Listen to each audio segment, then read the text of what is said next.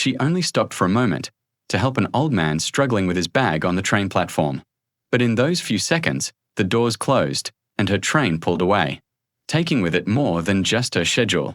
What she didn't know was that missing that train would lead her into a chain of events that would test her faith, her dignity, and the world's humanity toward people who look like her. Some say it was fate. Others say it was injustice in disguise. But one question remains: what really happened after she missed that train? It was one of those mornings that felt perfectly ordinary. Amara, a 32-year-old nurse, hurried through the crowded city station, balancing her coffee and a tote bag filled with patient files. She'd done this routine 100 times. Same platform, same train, same tired faces half awake before sunrise. For her, the train wasn't just transportation. It was a small window of peace before another long shift helping strangers. But beneath that calm routine was a quiet fatigue. Amara had been fighting silent battles for years, being the only black woman in her department, smiling through comments that cut deeper than they seemed, and proving her worth twice over just to be treated equally. Still, she kept going, believing that kindness could heal more than medicine ever could. That morning, as the wind carried the sharp scent of rain and iron, she noticed an old man struggling with his suitcase near the edge of the platform. Something in her heart tugged. She didn't think twice. She just moved to help. The crowd barely noticed, but destiny did. In the few seconds it took to reach him, everything in her life shifted. The whistle blew. The doors closed. Her train, her routine, her safety was gone. And with that missed moment, Amara unknowingly stepped into a story that would test every part of who she was. As Amara stood there on the empty platform, watching her train disappear into the tunnel, she laughed softly at her own luck. "Great," she muttered, checking the time. She'd have to wait 20 minutes for the next one. But she didn't mind, not yet. The old man smiled gratefully, thanking her in a trembling voice. She helped him to a bench, and he insisted she sit beside him until the next train came. It felt like a quiet reward for her small act of kindness. But peace never lasts long when the world sees your skin before your heart. A few minutes later, 2 transit officers walked onto the platform. They weren't looking for lost items or checking tickets. Their eyes scanned the crowd, then landed on her. One pointed subtly. The other started walking over. Amara froze for a second, confused. She straightened up, smiled politely, and reached for her ID badge. The taller officer said, voice firm but cold. "We got a report about a suspicious person tampering with a passenger's bag." Her chest tightened. "That's a mistake," she replied softly, nodding toward the old man. "I was helping him." He dropped. "Step aside, please." His tone sliced through her words. The second officer was already rifling through her tote bag, ignoring her protest. The old man tried to speak up, his voice shaking. "She was helping me." She didn't, but the officers barely looked at him. A few minutes later, 2 transit officers walked onto the platform. They weren't looking for lost items or checking tickets. Their eyes scanned the crowd, then landed on her. One pointed subtly. The other started walking over. Amara froze for a second, confused. She straightened up, smiled politely, and reached for her ID badge. The taller officer said, voice firm but cold. "We got a report about a suspicious person tampering with a passenger's bag." Her chest tightened. "That's a mistake," she replied softly, nodding toward the old man. "I was helping him."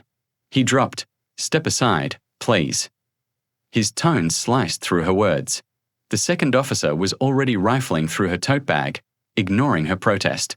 The old man tried to speak up, his voice shaking. "She was helping me." She didn't, but the officers barely looked at him. The next morning, Amara woke to the sound of her phone vibrating non-stop. Her notifications were endless. Hundreds of messages, missed calls, and tags. Confused, she opened one link, and her world tilted. A video of her, standing on the platform, surrounded by officers, had gone viral overnight. The caption read, "Black woman causes scene after being confronted by police." No context. No truth.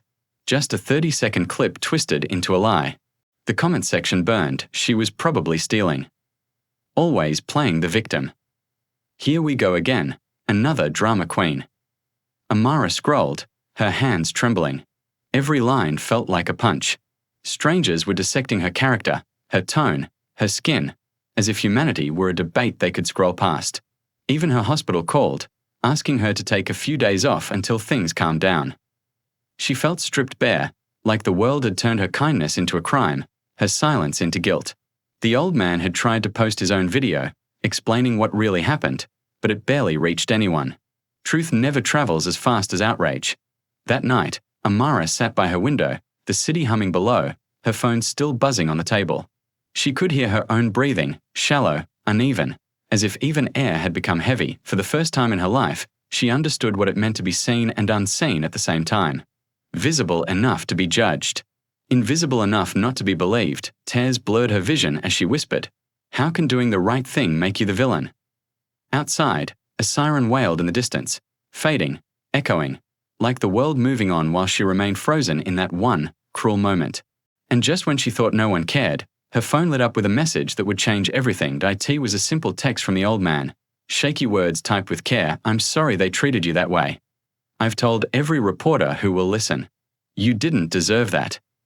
Attached was a link. His video. A full recording from the station's camera, showing exactly what happened. Amara helping him, the officers approaching, her calm voice drowned out by accusation.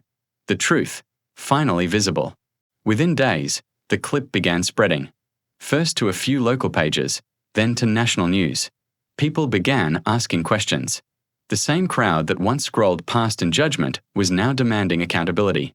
The Transit Authority issued an apology, the officers were suspended, and Amara's hospital called her back, but something inside her had shifted forever.